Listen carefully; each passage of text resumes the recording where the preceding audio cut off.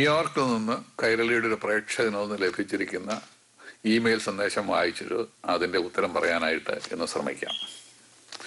ഇതാണ് ചോദ്യം.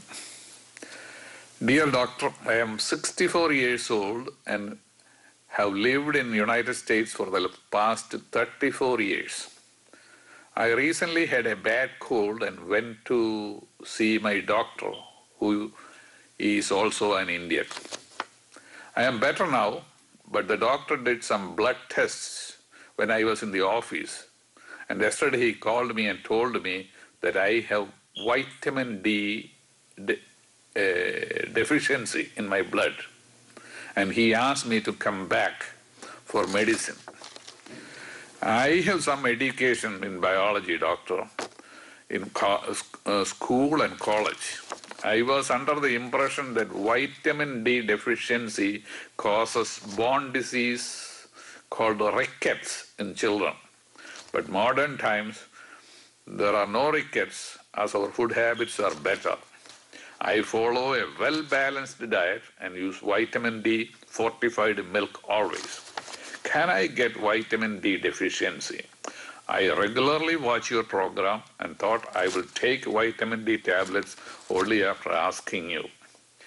I have also read that too much vitamin D can be dangerous and toxic. Sometimes I get a little suspicious about medical advice I get. എല്ലാ ഉപദേശങ്ങളെപ്പോലെ തന്നെയും ഡോക്ടർമാരുടെ ഉപദേശവും അവരിൽ നിന്നുള്ള ഉപദേശമാണെങ്കിലും അല്പം സംശയദൃഷ്ടിയോടുകൂടി, അല്പം ഹെൽത്തി സ്കെപ്റ്റിസിസത്തോടുകൂടി വീക്ഷിക്കുന്നതിൽ വലിയ അപാകതയൊന്നും ഇല്ല എന്ന അഭിപ്രായക്കാരനാണ് ഞാൻ. അതേപ്പറ്റി പിന്നീട് ഒരിക്കൽ ഞാൻ പറയാം. ഇന്ന് വൈറ്റമിൻ ഡിയെ പറ്റി നമുക്ക് അല്പം ചിന്തിക്കാം. നമ്മുടെ എല്ലിൻ്റെയും പല്ലിൻ്റെയും പരിരക്ഷയ്ക്ക് വളരെ അത്യാവശ്യമായ ഒരു ഹാർമോണാണ് വൈറ്റമിൻ ഡി. നമ്മുടെ ശരീരത്തിനാവശ്യമായ കാൽസ്യം അബ്സോർബ് ചെയ്യുന്നതിനും കാൽസ്യം മെറ്റബോളിസം നിയന്ത്രിക്കുന്നതിലൂടെയുമാണ് വൈറ്റമിൻ ഡി ഇത് സാധ്യമാക്കുന്നത്. വൈറ്റമിനുകളുടെ കൂട്ടത്തിൽ ശരീരത്തിൽ ഒരു ഹാർമോണായി കൺവേർട്ട് ചെയ്യപ്പെട്ട് പ്രവർത്തിക്കുന്ന ഏക ഹാർമോൺ കൂടിയാണ് വൈറ്റമിൻ ഡി. പ്രധാനമായും 2 തരം വൈറ്റമിൻ ഡികളുണ്ട്. Vitamin D2 and vitamin D3. ഇതിൽ വൈറ്റമിൻ D2 ഭക്ഷണത്തിൽ നിന്ന് നമുക്ക് ലഭിക്കും. പാലിലും മുട്ടയിലും മലയാളിക്ക് പ്രിയങ്കരമായ മീനുകളായ മത്തിയിലും അയലയിലും കാറ്റ്ഫിഷിലുമെല്ലാം D2 ധാരാളമായിട്ട് അടങ്ങിയിട്ടുണ്ട്. നമ്മുടെ ശരീരത്തിന് നിർമ്മിക്കുവാൻ സാധിക്കുന്ന ഏക വൈറ്റമിനാണ് വൈറ്റമിൻ ഡി. മറ്റെല്ലാ വൈറ്റമിനുകളും മറ്റു ഭക്ഷണങ്ങളിൽ നിന്ന് കൺവേർട്ട് ചെയ്ത് സൃഷ്ടിക്കാനായിട്ട് സാധിക്കുകയില്ല. വൈറ്റമിനുകളായിട്ട് തന്നെ ഭക്ഷണത്തിൽ നിന്ന് നമുക്ക് ലഭിച്ചിരിക്കണം. എന്നാൽ വൈറ്റമിൻ D3 സൂര്യപ്രകാശത്തിലെ അൾട്രാ വയലറ്റ് റേസ് ഉപയോഗിച്ച് D3 സ്കിന്നിന് നിർമ്മിക്കുവാനായിട്ട് സാധിക്കും. വൈറ്റമിൻ ഡി ഡെഫിഷ്യൻസികൾ ന്യൂയോർക്കിൽ നിന്നുള്ള ഇമെയിലിൽ പറയുന്നത് പോലെ സാധാരണയായി പണ്ടുണ്ടാക്കിയിരുന്നത് റിക്കറ്റ്സ് എന്ന രോഗം കുട്ടികളിലും ഓസ്റ്റിയോമലേഷ്യ എന്ന രോഗം പ്രായമായവരിലുമായിരുന്നു. എന്നാൽ കൂടുതൽ ആൾക്കാരിന്ന് സമീകൃതമായ ആഹാരം ലഭ്യമായതിനാൽ ഈ റിക്കറ്റ്സും ഓസ്റ്റിയോമലേഷ്യയും ഡോക്ടർമാർ സാധാരണ കാണാറില്ല. കൂടാതെ മിക്ക രാജ്യങ്ങളിലും ജനങ്ങൾ കുടിക്കുന്ന പാല് വൈറ്റമിൻ ഡി ഫോർട്ടിഫൈഡ് ആണ്, വൈറ്റമിൻ ഡി ചേർത്തതാണ്. എന്നാൽ റിക്കറ്റ്സും ഓസ്റ്റിയോമലേഷ്യയും മാത്രമല്ല, പലതരം ക്യാൻസർ, ഹൃദ്രോഗം, diabetes, multiple myeloma, auto immune diseases, അസ്ഥിയെ ബാധിക്കുന്ന ഓസ്റ്റിയോപൊറോസിസ്, ഈ രോഗങ്ങളെല്ലാം പ്രതിരോധിക്കുവാനായി വൈറ്റമിൻ ഡിക്ക് കഴിവുണ്ടെന്ന് അനേക ഗവേഷകർ ഇന്ന് കരുതുന്നുണ്ട്. US ഗവൺമെന്റും കനേഡിയൻ ഗവൺമെന്റും കൂടി ചേർന്ന് സംയുക്തമായി നോർത്ത് അമേരിക്കയിലെ ജനങ്ങളിൽ വൈറ്റമിൻ ഡിയുടെ ഡെഫിഷ്യൻസി അല്പമെങ്കിലും ഉണ്ടോ എന്ന് അറിയുവാൻ വേണ്ടി 12 പ്രഗത്ഭരായ വൈദ്യശാസ്ത്ര ഗവേഷകരുടെ നേതൃത്വത്തിൽ ഒരു പഠനം നടത്തി. അവരുടെ റിപ്പോർട്ട് ഈ അടുത്തയിടെ പുറത്തു വന്നു. 20 nanograms per മില്ലി ലിറ്റേഴ്സ് ആണ് വൈറ്റമിൻ ഡിയുടെ നോർമൽ ലെവല് ആയിരിക്കണമെന്ന് ഇവർ പറയുന്നത്. പണ്ട് ഇത് 30 നാനോഗ്രാംസ് ആണ്. പക്ഷെ ഈ 20 നാനോഗ്രാംസ് അനുസരിച്ച് നോക്കിയാൽ തന്നെയും നോർത്ത് അമേരിക്കയിൽ അനേകം ആളുകൾക്ക് വൈറ്റമിൻ ഡി ഡെഫിഷ്യൻസി ഉള്ളതായി കാണുന്നു. സൂര്യപ്രകാശത്തിൽ നിന്ന് ലഭിക്കേണ്ടതായ വൈറ്റമിൻ ഡിയുടെ അഭാവമാണ് ഇതിന് കാരണം. ആധുനിക നാഗരികതയുടെ ഭാഗമായി കൂടുതൽ ആൾക്കാർ പുറത്തിറങ്ങാതെ വീട്ടിൽ കഴിയുകയും മുറിയിലിരുന്ന് ജോലി ചെയ്യുകയും ചെയ്യുന്നതാണ് ഇതിന് കാരണമെന്ന് കരുതപ്പെടുന്നു. സൂര്യപ്രകാശത്തിലെ അൾട്രാ വയലറ്റ് റേസ് ഏറ്റവും കൂടുതലായി കൂടിയിരിക്കുന്നത് ഭൂമധ്യരേഖയ്ക്ക് സമീപമുള്ള രാജ്യങ്ങളിലാണ്. അവിടെ നിന്ന് അകന്നു പോകുന്നതോടും ഈ അൾട്രാ വയലറ്റ് റേസ് സൂര്യരശ്മികൾ കുറഞ്ഞു വരുന്നു. അതുകൊണ്ട് അമേരിക്കയിലും കാനഡയിലുമുള്ളവര് ആവശ്യമായ വൈറ്റമിൻ D3 ലഭിക്കുവാൻ വേണ്ടി കുറച്ചു സമയം കൂടി സൂര്യപ്രകാശത്തിൽ കഴിയേണ്ടിയിരിക്കുന്നു. സൂര്യപ്രകാശത്തിൽ ഇറങ്ങുന്നവർ തന്നെ സ്കിൻ ക്യാൻസർ ഉണ്ടാകാതിരിക്കാൻ വേണ്ടി പല ക്രീംസ് ചർമ്മത്തിൽ പുരട്ടുന്നത് കൊണ്ട് അവർക്ക് അൾട്രാവയലറ്റ് റേസ് കിട്ടിയില്ലെന്ന് വരും. അമേരിക്കയിൽ പ്രവാസികളായി കഴിയുന്ന ഇന്ത്യക്കാരെ ചികിത്സിക്കുന്ന അനേക ഡോക്ടർമാരുടെ അനുഭവത്തിൽ ഇവിടെയുള്ള ഇന്ത്യക്കാരിലും ക്രമാതീതമായി വൈറ്റമിൻ ഡിയുടെ ഡെഫിഷ്യൻസി കാണുന്നതായി പറയുന്നു. വിദ്യാസമ്പന്നരും ധനസമ്പന്നരും സമൂഹത്തിൽ ഉയർന്ന നിലയിൽ കഴിയുന്നതുമായ ഇന്ത്യക്കാരിൽ വൈറ്റമിൻ ഡി ഡെഫിഷ്യൻസി കാണുന്നു. ഇവരിൽ അധികം പേരും സൂര്യപ്രകാശത്തിൽ അധികമൊന്നും ഇറങ്ങാതെ മുറിയിൽ തന്നെ ഇരുന്ന് ജോലി ചെയ്യുന്നവരാണ്. മറ്റൊരു കാരണം കൂടി ഇതിനുണ്ട്.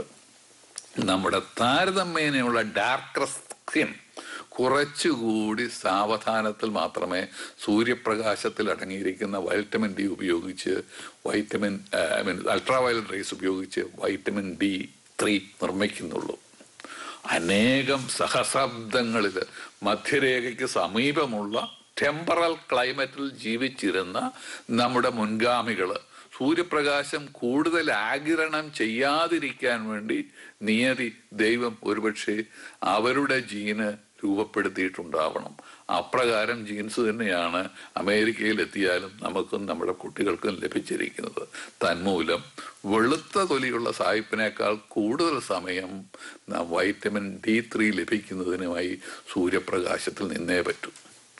ഞാൻ നാട്ടിലുള്ള എൻ്റെ സ്നേഹിതന്മാരായ ഡോക്ടർമാരോട് ചോദിച്ചു, ഇന്ത്യയിൽ ഇന്ന് ഇതൊരു പ്രശ്നമാണോ എന്ന്. ഇന്ത്യയിൽ വൈറ്റമിൻ ഡി രക്തത്തിൽ ചെക്ക് ചെയ്യാനുള്ള സംവിധാനം മിക്ക സ്ഥലങ്ങളിലും ഇല്ലാത്തതിനാൽ ഇതിനെപ്പറ്റി വ്യക്തമായ ഒരു ഉത്തരം പറയുവാൻ എല്ലാവർക്കും സാധിക്കുന്നില്ല. എന്നാൽ ക്ലിനിക്കൽ പരിശോധനയിൽ ലക്ഷണങ്ങളുടെ അടിസ്ഥാനത്തിൽ ഇന്ന് ജനങ്ങൾ ക്രമാതീതമായി വൈറ്റമിൻ ഡെഫിഷ്യൻസി കാണപ്പെടുന്നുവെന്നാണ് അവരിൽ അധികം പേരും പറയുന്നത്. 40 വർഷത്തിലേറെ സർജറി പ്രാക്ടീസ് ചെയ്തിരുന്ന എറണാകുളത്തിന് സമീപമുള്ള ഡോക്ടർ രഞ്ജിത്ത് ഗ്രൂവർ എന്ന എൻ്റെ ഒരു സ്നേഹിതൻ അദ്ദേഹം എഴുതി വൈറ്റമിൻ ഡി ഡെഫിഷ്യൻസിയുടെ ലക്ഷണങ്ങൾ അദ്ദേഹത്തിൻ്റെ രോഗികളിൽ ധാരാളമായി ഇന്ന് കാണുന്നുണ്ടെന്നാണ്. ശരീരത്തിലെ ബലക്ഷയവും വീഴ്ചയും ഒടിവുമെല്ലാം പ്രത്യേകിച്ച് പ്രായമായവരിൽ ഹൈറൈസ് ഫ്ലാറ്റുകളിൽ താമസിക്കേണ്ടി വരുന്നത് കൊണ്ടാണ്. അല്ലെ ഓട്ടോയും റിക്ഷായും കാറും മോട്ടോർ സൈക്കിളും എല്ലാം ഗതാഗത കുരുക്കുകൾ സൃഷ്ടിക്കുന്ന വഴികൾ കൂടെ നിത്യേന നടക്കുന്നത് കൊണ്ട് ആണ് എന്നെല്ലാം നമ്മൾ പറയാറുണ്ട്. എങ്കിലും വൈറ്റമിൻ ഡി ഡെഫിഷ്യൻസിയും ഇതിനൊരു മുഖ്യ കാരണമാണെന്നാണ് രഞ്ജിത്തിൻ്റെ അഭിപ്രായം. വൈറ്റമിൻ ഡി നൽകുമ്പോൾ ഈ രോഗലക്ഷണങ്ങളെല്ലാം ഭേദപ്പെടുന്നു എന്നും അനേകം പേര് നമ്മുടെ ഡോക്ടർമാർ കാണുന്നുണ്ട്. ഇതിൽ നിന്നെല്ലാമുള്ള ഗുണപാഠം 40 വയസ്സ് കഴിഞ്ഞ ആൾക്കാരെങ്കിലും കഴിയുമെങ്കിൽ അവരുടെ വൈറ്റമിൻ ഡി ലെവല് ഒന്ന് ചെക്ക് ചെയ്യുന്നതായി നന്നായിരിക്കും. കുറവാണെങ്കിൽ ചികിത്സിക്കപ്പെടണം. 10,000 ഇന്റർനാഷണൽ യൂണിറ്റിൽ കൂടുതലുള്ള വൈറ്റമിൻ ഡി ടോക്സിക് ആണ്, അപകടകരമാണ്. ചികിത്സയായിട്ട് 6,000 ഇന്റർനാഷണൽ യൂണിറ്റ് വരെ പലപ്പോഴും നൽകാറുണ്ട്. എന്നാൽ മിക്ക പേരിലും 1000 യൂണിറ്റ്സ് ഇന്റർനാഷണൽ യൂണിറ്റ്സ് ദിവസവും ക്യാപ്സ്യൂളായിട്ട് നൽകിയാൽ അത് ധാരാളം മതിയായിരിക്കും. ബ്ലഡ് ടെസ്റ്റ് എടുക്കാനായിട്ട് സാധിക്കുന്നില്ല എങ്കിലും ഇങ്ങനെയുള്ളവരിൽ ഒരു ക്യാപ്സ്യൂൾ കൊടുക്കുന്നതുകൊണ്ട് വലിയ കുഴപ്പമൊന്നുമില്ല. പ്രത്യേകിച്ച് ഇത്തരം ആൾക്കാർ സൂര്യപ്രകാശത്തിൽ ഇറങ്ങാതെ മുറിക്കകത്ത് അധിക സമയം ഇരുന്ന് ജോലി ചെയ്യുന്നവരാണെങ്കിൽ vitamin D3 ഒരു ക്യാപ്സ്യൂള് 1000 ഇന്റർനാഷണൽ യൂണിറ്റ് ക്യാപ്സ്യൂള് വളരെ വ്യത്യാസമുണ്ടാകും. ന്യൂയോർക്കിൽ നിന്ന് ഇമെയിൽ അയച്ച കൈരളിയുടെ പ്രേക്ഷകനോട് എനിക്ക് പറയാനുള്ളത്, നിങ്ങളുടെ ഇന്ത്യക്കാരനായ ഡോക്ടർ പറഞ്ഞത് ശരിയായിരിക്കുമെന്ന് സംശയിക്കുന്നതായിരിക്കും ശരിയല്ലെന്ന് സംശയിക്കുന്നതിനേക്കാൾ കൂടുതൽ ശരി എന്നെനിക്ക് തോന്നുന്നു. ഇത് ചിക്കാഗോയിൽ നിന്ന് ഡോക്ടർ റോയ് പി തോമസ്. വരുന്ന ആഴ്ചയും ഇതേ സമയം വീണ്ടും കാണാം. നമ്മുടെ ജീവിതത്തിൻ്റെ 1/3 സമയം മനുഷ്യരായ നാമെല്ലാം ഉറക്കത്തിലാണ്. അതായത് 60 വയസ്സുള്ള ഒരാൾ 20 വർഷം ഉറക്കത്തിലായിരുന്നിരിക്കണം. ഇന്നത്തെ ഉറക്കത്തെ പഠിച്ച് അനേക പഠനങ്ങളും ഗവേഷണങ്ങളും നടക്കുന്നുണ്ട്. ഉറക്കത്തെക്കുറിച്ച് ശാസ്ത്രീയമായി അനേകം അറിവുകൾ നമുക്ക് ഇന്നുണ്ട്. 2 തരം ഉറക്കങ്ങളുണ്ട്, REM sleep and non REM sleep. Non REM sleep തന്നെ ഉറക്കത്തിൻ്റെ സാന്ദ്രതയനുസരിച്ച് ഗാഠതയനുസരിച്ച് 4 സ്റ്റേജുകളുണ്ട്. നമ്മുടെ ശരീരത്തിൻ്റെ പ്രധാനപ്പെട്ട പല റിപ്പയർ വർക്ക്സും നടക്കുന്നത് ഗാഠനിദ്രയിലായിരിക്കുന്നതാണ്. തലച്ചോറിൻ്റെ ഓർമ്മ സൂക്ഷിച്ചിരിക്കുന്ന കമ്പ്യൂട്ടർ ചിപ്സ് ക്ലീനപ്പ് ചെയ്യുന്നതും ഗാഠനിദ്രയിലായിരിക്കുമ്പോഴാണ്. വളരെ ലൈറ്റായിട്ടുള്ള നിദ്രയിൽ, മയക്കത്തിൽ ഈ സാധാരണ ഈ പ്രവർത്തനങ്ങൾ കുറച്ചുകൂടി സ്ലോ ആയിരിക്കും. സ്ലീപ്പ് സ്റ്റേജുകളെ പറ്റിയോ ഗാഠനിദ്രയെപ്പറ്റിയോ മയക്കത്തെപ്പറ്റിയോ ഒന്നും അറിഞ്ഞുകൂടാതിരുന്ന മലയാള കവി ഉറക്കത്തെപ്പറ്റി എഴുതിയിരിക്കുന്നത് സെന്റ് ബർഗ്മൻസ് കോളേജിൽ വെച്ച് ഉലഹന്നാൻ മാപ്പിള സാറ് പഠിപ്പിച്ചത് ഞാൻ ഓർക്കുന്നു. തൻ്റെ കുട്ടിയെ ഉറക്കാൻ കിടത്തിയ ശേഷം അമ്മ പാടി, കുഞ്ഞേ നീ ഉറങ്ങുവെന്ന്. പെട്ടെന്ന് നിരാലംബയായ തനിക്കും തൻ്റെ കുട്ടിക്കും പണക്കാർക്ക് മാത്രം അനുവദിച്ചിട്ടുള്ള ഉറക്കം അല്ല, മയക്കം മാത്രമാണ് അനുവദനീയമെന്നും കൊണ്ട് അമ്മ തിരുത്തി പറയുന്നു. അമ്മ പറയുകയാണ്, അരുതരുതരുമ മകൻ ഉറക്കമെന്നോ അതു ഒഴുതു ഒരു പായ്വാക്കുറച്ചുപോയി ദുരിതമെഴുമെനിക്ക് യോജിച്ചതല്ല പെരിയവർ തൻമൊഴി നീ മയങ്ങു കുഞ്ഞേ എന്ന്. അതേ കോളേജിൽ തന്നെ ഇംഗ്ലീഷ് ക്ലാസ്സുകൾ എടുത്തിരുന്ന പ്രൊഫസർ CA ഷെപ്പേർഡ് സാറ് ഷേക്സ്പിയറിൻ്റെ മാക്ബത്താണ് പഠിപ്പിച്ചിരുന്നത്. തന്നെ വിശ്വസിച്ച ഡങ്കൻ രാജാവിനെ ചതിച്ചു വധിച്ച ശേഷം ഉറക്കമില്ലാതെ അലയുന്ന മാക്ബത്തിനെ കൊണ്ട് Shakespeare പറയിപ്പിക്കുന്നു, sleep that knits the raveled sleeve of care, balm of heart, mind, sore labours bathum. കവികൾ ഡോക്ടർമാരെക്കാളും ശാസ്ത്രജ്ഞന്മാരെക്കാളും എത്രയോ കൂടുതൽ ക്രാന്തദർശികളായിരുന്നു എന്നത് കാണിക്കുന്നു. ഇന്ന് ഉറക്കത്തെ പറ്റിയല്ല, ഉറക്കക്കുറവിനെ പറ്റി, ഇൻസോമിനിയയെ പറ്റി നമുക്ക് അല്പം ചിന്തിക്കാം. ഡോക്ടർമാരെ കാണുവാനെത്തുന്ന രോഗികളിൽ പലരും അവരുടെ ഒരു പ്രധാന കംപ്ലൈൻറ്റ് ഉറക്കമില്ല എന്നാണ്. തന്നെ അപ്രതീക്ഷിതമായി ഉണ്ടാകുന്ന ജീവിതാനുഭവങ്ങൾ, പ്രയാസങ്ങൾ, ജോലി നഷ്ടപ്പെടുന്നത്, കുട്ടികൾക്കുണ്ടാകുന്ന പ്രയാസങ്ങൾ, സ്വന്തപ്പെട്ടവർ മരിക്കുന്നത്, ഇതെല്ലാം ഉറക്കം നമുക്ക് കുറയ്ക്കാം. ഇതിന് അക്യൂട്ട് ഇൻസോമിനിയ എന്ന് പറയുന്നു. അക്യൂട്ട് ഇൻസോമിനിയയ്ക്ക് പ്രത്യേകിച്ച് ചികിത്സയൊന്നും ആവശ്യമില്ല. സമയമാണ് ഈ അവസരത്തിൽ ഇതിനും ഏറ്റവും പറ്റിയ വൈദ്യം. ദൗർഭാഗ്യ സാഹചര്യങ്ങൾ മാറുമ്പോൾ ഉറക്കക്കുറവും മാറിക്കൊള്ളും. ക്രോണിക് ഇൻസോമിനിയ, തുടർച്ചയായി നിൽക്കുന്ന ഇൻസോമിനിയയെ പറ്റി മാത്രമാണ് ഞാനിവിടെ പറയുന്നത്. സാധാരണ മനുഷ്യർ ദിവസവും 7-8 മണിക്കൂറെങ്കിലും ഉറങ്ങണം. എന്നാൽ ഒരു ദിവസം 6 മണിക്കൂറിൽ കൂടുതൽ ഉറങ്ങുകയും ഇത്തരം ഉറക്കക്കുറവ് ആഴ്ചയിൽ 3 ദിവസത്തിൽ കൂടുതൽ ഉണ്ടാകുകയും ഈ ഇൻസോമിനിയ 1 മാസത്തിൽ കൂടുതൽ ദീർഘിക്കുകയും ചെയ്യുമ്പോഴാണ് ഇതിനെ ക്രോണിക് ഇൻസോമിനിയ എന്ന് മെഡിക്കൽ പ്രാക്ടീസിൽ വിവക്ഷിക്കുന്നത്. ക്രോണിക് ഇൻസോമിനിയയുടെ സിംറ്റംസ് ചിലപ്പോൾ ഉറക്കാൻ കിടന്നു കഴിഞ്ഞാൽ ഉറക്കം വരുന്നില്ല എന്ന് ആകാം, അല്ലെങ്കിൽ രാത്രി മധ്യേ വളരെ നേരം ഉണർന്നു കിടക്കേണ്ടി വരുന്നതെന്നാകാം, അല്ലെങ്കിൽ വളരെ നേരത്തെ ഉണർന്നു പോകുന്നുവെന്ന് അതുമാകാം. ചിലപ്പോൾ ഉറങ്ങിക്കഴിഞ്ഞു കഴിഞ്ഞാൽ ഉറങ്ങിയതായിട്ടുള്ള സുഖവും സംതൃപ്തിയും ലഭിക്കുകയില്ല. പകല് ക്ഷീണവും ഉറക്കവും തളർച്ചയും ഇറിറ്റബിലിറ്റിയും ആങ്സൈറ്റിയും ഡിപ്രഷനും ഒക്കെ ഇത് കാരണം തുടരും. ടെൻഷൻ ഹെഡേക്സ് ചിലർക്ക് ഉണ്ടാകും. കോൺസെൻട്രേറ്റ് ചെയ്യാൻ സാധിക്കാതെ ഡ്രൈവ് ചെയ്യുമ്പോൾ പല അപകടങ്ങളിൽ ചെന്ന് പെട്ടെന്ന് വരാം. ഈ ക്രോണിക് ഇൻസോംനിയയുടെ കാരണങ്ങൾ പലപ്പോഴും വീട്ടിലോ ജോലിസ്ഥലത്തോ ഒക്കെ ഉണ്ടാകുന്ന സ്ട്രെസ്സുകളാവാം. ആങ്സൈറ്റി, ഡിപ്രഷൻ ഇവയൊക്കെ ഉറക്കക്കുറവിൻ്റെ പ്രധാന ഘടകങ്ങളായി തീരാം. കാപ്പി, നിക്കോട്ടിൻ, മദ്യം ഇവകളെല്ലാം ഉറക്കം കുറയ്ക്കാം. ഉറക്കക്കുറവുള്ളവർ ഉച്ചയ്ക്ക് ശേഷം കാപ്പിയോ ചായയോ നിവർത്തി കൊണ്ടെങ്കിൽ കഴിക്കരുത്. അല്ലെങ്കിൽ തന്നെ ഡീകാഫിനേറ്റഡ് ആയിട്ടുള്ള കോഫിയോ ടീയോ അതുപോലുള്ള പാനീയങ്ങൾ കഴിക്കണം. മദ്യം ഉറക്കം ആരംഭിക്കുവാൻ സഹായിക്കുമെങ്കിലും രാത്രിയുടെ മധ്യത്തിൽ ഉറക്കമില്ലാതെ കിടക്കാൻ ഇടയാക്കുന്നത് മദ്യമാണ്. ചില മരുന്നുകൾ ഉറക്കം കെടുത്താം. ചില anti depressants medication, blood pressure medications, corticosteroids, ഡോക്ടറുടെ പ്രിസ്ക്രിപ്ഷൻ ഇല്ലാതെ കഴിക്കുന്ന ആൻറ്റി ഹിസ്റ്റമിൻസ്, ഡീകൺജസ്റ്റൻസ് ഇവയെല്ലാം ഉറക്കം കുറയ്ക്കാം. രോഗം മൂലം, വേദന മൂലം, ആർത്രൈറ്റിസ് മൂലം, ഹാർട്ട് ഫെയിലിയർ മൂലം, ലിവർ ഡിസീസസ് മൂലം, സ്ട്രോക്ക് മൂലം ഇവയെല്ലാം ഉണ്ടാകുന്ന വേദനകൾ ഉറക്കം നശിപ്പിച്ചേക്കാം. സ്ലീപ്പ് അപ്നിയ, കൂർക്കം വലിച്ചുകൊണ്ടിരിക്കുക രാത്രിയിൽ, കുറച്ച് സമയത്തേക്ക് ശ്വാസം നിലച്ച് നിർത്തി കഴിഞ്ഞിട്ട് വീണ്ടും ഞെട്ടി ഉണർന്ന് വീണ്ടും ബ്രീത്തിങ് വീണ്ടും ആരംഭിക്കുക. ഈ സൈക്കിള് രാത്രി പലപ്പോഴും തുടർന്നുകൊണ്ടിരിക്കും. സ്ലീപ്പ് അപ്നിയ എന്ന രോഗത്തെപ്പറ്റി മുമ്പൊരിക്കൽ മുഖ്യ വിഷയമായി ഞാനിവിടെ പറഞ്ഞിട്ടുണ്ട്. സ്ലീപ്പ് അപ്നിയ ഉണ്ടെങ്കിൽ അതൊരു പൾമണറി മെഡിസിൻ സ്പെഷ്യലിസ്റ്റിനെ, ശ്വാസകോശ രോഗ വിദഗ്ധനെ കണ്ട് ചികിത്സിക്കപ്പെടേണ്ട ഒരു രോഗമാണ്. റെസ്റ്റ്ലെസ് ലെഗ് സിൻഡ്രോം എന്ന് പറഞ്ഞ് മറ്റൊന്നുണ്ട്. ഒരു അൺപ്ലസന്റ് സെൻസേഷൻ രാത്രിയിൽ കിടക്കുമ്പോൾ കാലിൽ തോന്നിയിട്ട് കാലിങ്ങനെ ചലിപ്പിച്ചുകൊണ്ടിരിക്കും. അതുമൂലം ഉറങ്ങാൻ സാധിക്കാതെ വരിക എന്നുള്ളതാണ് മറ്റൊന്ന്. എന്നാൽ ക്രോണിക് ഇൻസോംനിയയുടെ ചികിത്സ എന്താണ്?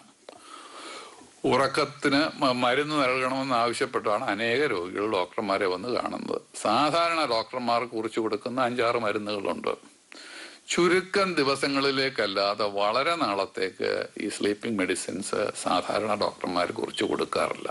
ഈ മരുന്നുകൾ അലർജിക് റിയാക്ഷൻ ഉണ്ടാകാം. ഇവ ഹാബിറ്റ് ഫോമിങ് ആവാം. അപൂർവ അവസരങ്ങളിൽ മാനസിക നില ഈ മരുന്നുകൾ തെറ്റിച്ചെന്ന് വരും.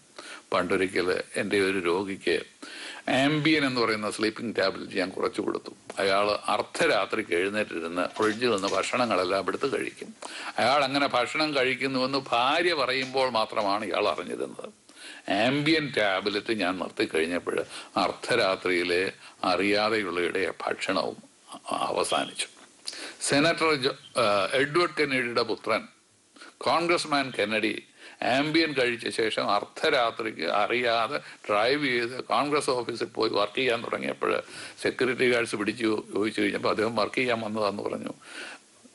ഒരു വിവരവുമില്ലായിരുന്നു ആംബിയൻ കഴിച്ചത് കൊണ്ട് എന്താണ് അദ്ദേഹം ചെയ്യുന്നതെന്ന്. താൻ ചെയ്യുന്നത് എന്തെന്ന് ജൂനിയർ സെനറ്ററിന് അറിയാമല്ലോ. ഇതൊരു വാർത്ത ലോകം മുഴുവൻ പത്രങ്ങളിൽ വന്നിട്ടുള്ളതാണ്. ഇതെല്ലാം മൂലം സ്ലീപ്പിംഗ് ടാബ്ലറ്റ്സ് തുടർച്ചയായി ഉപയോഗിക്കുന്നത് നിരുത്സാഹപ്പെടുത്തേണ്ട ഒന്നാണ്. അതുപോലെ തന്നെ ഡോക്ടറുടെ പ്രിസ്ക്രിപ്ഷൻ ഇല്ലാതെ കടകളിൽ നിന്ന് വാങ്ങിക്കുന്ന ചില സ്ലീപ്പിംഗ് ടാബ്ലറ്റ്സ് ഉണ്ട്. അത് ഇതിനേക്കാൾ ചിലപ്പോൾ അപകടകരമാണ്.